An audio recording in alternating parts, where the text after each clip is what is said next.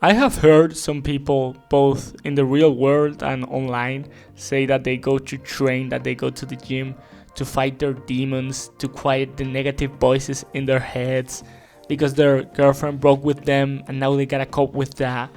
And laying aside the question if that's a good mindset to train in or not, the best way to deal with those voices is not the way that you think. So I'm going to talk about this whilst I show you this low quality footage of me today running. I also did some pull-ups. Anyways, when you have a voice in your head or an emotion or a thinking pattern, you can't just ignore it. You can't contradict it or argue with it. You can't distract yourself with it. You can do all of those things for sure, but those coping mechanisms aren't effective. They don't make the voice go away, They don't make the voice disappear. And the trick to all of this is that when you have negative thoughts or emotions or ideas, you just have to listen to them.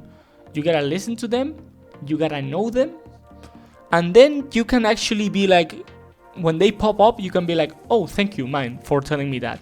Or like, oh, yeah, you're right. And then go on with your business without them bothering you.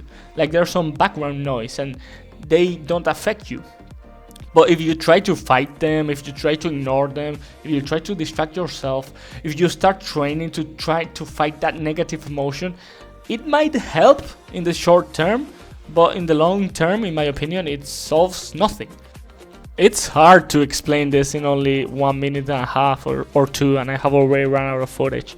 So there's definitely much more to say. If you want me to expand on this on a future video, I will. But the key takeaway is that your thoughts are just words, just feelings inside your brain.